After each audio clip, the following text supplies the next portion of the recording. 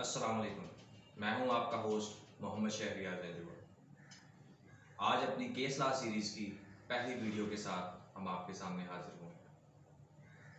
आज जो case laws हम डिस्कस करेंगे वो सूट फॉर स्पेसिफिक परफॉर्मेंस यानी दावा बराए तामील मुख्तस से रिलेटेड है। तामील मुख्तस के दावे में कुछ प्री रेक्विजिट्स हैं, कुछ एसेंशियल्स हैं जो वो दावा फाइल करते हुए ज़रूर पूरे करने होते हैं। अगर वो ना पूरे किए जाएं तो that can be a ground for dismissal of suit for specific performance. तो सबसे पहली जजमेंट जो है इस सिलसिले में वो है 2017 SCMR 2022। ये कहती है कि जी deposit of balance amount where a party sought enforcement of an agreement under the Specific Relief Act 1877, it was mandatory for such party that on first appearance before the court or on the date of institution of the suit, it shall apply to the court for permission to deposit the balance amount. Any contumacious or omission in such regard would entail in dismissal of suit or decretal of the suit if filed by the other side. Very first hearing पे अगर court fees नहीं जमा करवाई जाती और remaining consideration amount जो कि main issue यहाँ पे डिस्कस किया जा रहा है कि अगर रिमेनिंग कंसिडरेशन अमाउंट नहीं जमा करवाई जाती तो that can be base for dismissal of suit for specific performance. Second judgment है 2020 की, ये भी SCMR है 2020 SCMR 171। It says कि party seeking specific performance of an agreement to sell was essentially required to deposit the sale consideration amount in court. By making such deposit, the plaintiff demonstrated its capability, readiness, and willingness to perform its part of the contract, which was an essential prerequisite to seek specific performance of a contract.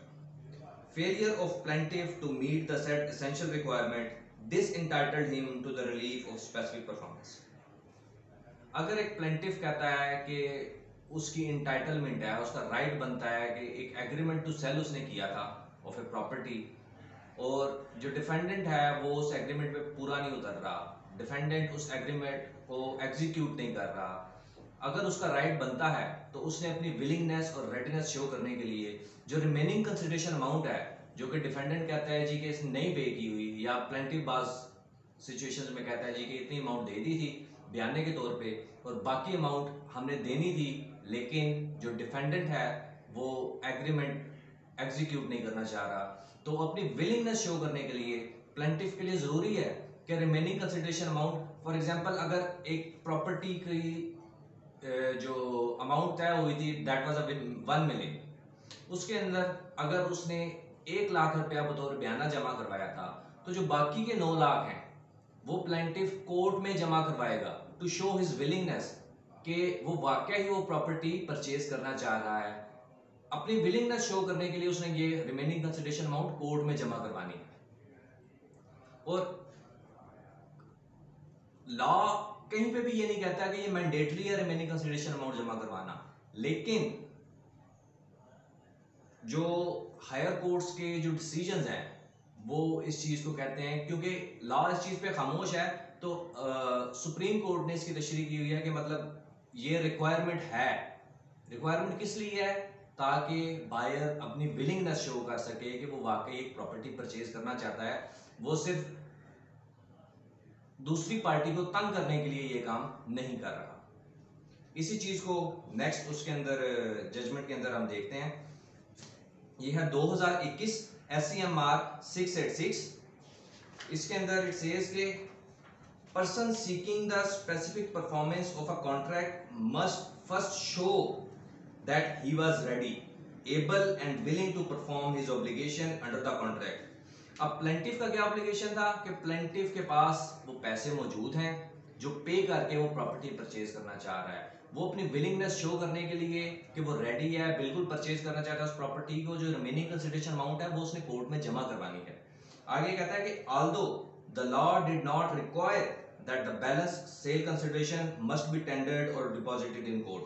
यहाँ पे वही बात कर रहा है कि मतलब ये लॉ कहीं नहीं कहता कि वो रिमेनिंग कंसिडरेशन अमाउंट लाजमी जमा करवानी है, लेकिन कोर्ट को क्यों करना चाहिए? बट सच टेंडर और deposit help establish that the buyer was not at fault. वो सिर्फ ये साबित करने के लिए कि बायर फॉल्ट पे नहीं है, बायर जेन्युइन बायर है, वो तंग करने के लिए लिटिगेशन नहीं कर रहा, जिससे कोर्ट का भी टाइम जाया होगा और पार्टीज का भी टाइम जाया होगा। तो ये साबित करने के लिए कि he is a legitimate buyer, वो अपनी विलिंगनेस शो कर रहा है कि वो वाकई वो प्रॉपर्टी परचेज करना चाह रहा है, तो इसलिए उसको रिमेनिंग कंसिडरेशन अमाउंट जमा करवानी पड़ती है। अब क्योंकि प्रॉपर्टी की वैल्यू, जो पैसे की वैल्यू है, वो with the passage of time depreciate करती जाती है, तो ये जो 2021 वाली मैंने जजमेंट बताई है 2021 SCMR 686, इसके अंदर ये कहा गया है कि वो रिमेनिंग कंसिडरेशन अमाउंट जो कोर्ट में जमा करवाएगा, वो कोर्ट क्या करेगी, कोर्ट उसको किसी गवर्नमेंट प्रोटेक्टेड सिक्योरिटी में जमा करवा देगी, जहां पे मंथली उसके अंदर प्रॉफिट लगता रहता है, ताकि अगर एक केस को डिसाइड होने में 5 साल लगते हैं, 10 साल लगते हैं, तो उस वक्त तक वो अगर 9 लाख रुपए रिमेनिंग जमा करवाता है, तो वो 9 लाख आज से 5 साल बाद उसकी वो वैल्यू नहीं होगी जो आज है, तो उसमें साथ साथ प्रॉफिट लगता रहेगा। वो फिर अल्टीमेटली जिसको भी मिलनी होगी, बायर को मिलनी होगी, सेलर को मिलनी होगी, केस जो डिसाइड होगा तो उसके वो होगा, लेकिन रिमेनिंग कंसिडरेशन अमाउंट लाजमी जमा करवानी है। यहाँ पे इसने कहा कि it should be deposited in court and invested in some government securities. तो ये 3 जजमेंट्स थी जो सूट फॉर स्पेसिफिक परफॉर्मेंस से रिलेटेड थी। ये इन तीनों जजमेंट्स का क्रक्स यही है कि रिमेनिंग कंसिडरेशन अमाउंट जमा करवाना जरूरी है। रिमेनिंग कंसिडरेशन अमाउंट प्लेंटिफ किस लिए जमा करवाता है? To show his willingness that he is ready to buy that property, और अपना उसका ऑब्लिगेशन यही होता है कि उसने पेमेंट पूरी करनी है, तो देन दूसरी पार्टी के ऊपर ऑब्लिगेशन होता है कि वो प्रॉपर्टी उसके नाम पे ट्रांसफर करे। तो वो सबसे पहले अपनी विलिंगनेस शो करेगा, अपनी इंटाइटलमेंट शो करेगा। अपने इंटाइटलमेंट शो करने के लिए उसको रिमेनिंग कंसिडरेशन अमाउंट लाजमी जमा करवानी है कोर्ट में। अब article 189 of constitution of Pakistan जितनी भी लोअर कोर्ट हैं उनको बाउंड करता है कि वो हायर कोर्ट्स के जितने भी डिसीजंस हैं वो उनके ऊपर बाइंडिंग है, वो उनके ऊपर अमल करें। अगर वो उसके ऊपर अमल नहीं करते हैं तो that will be against the constitution.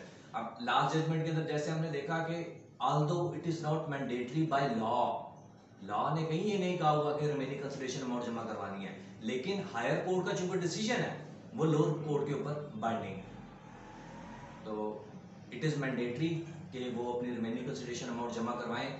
अगर रिमेनिंग कंसिडरेशन अमाउंट नहीं जमा करवाई जाती तो that can be a ground for dismissal of suit for specific performance. Thank you.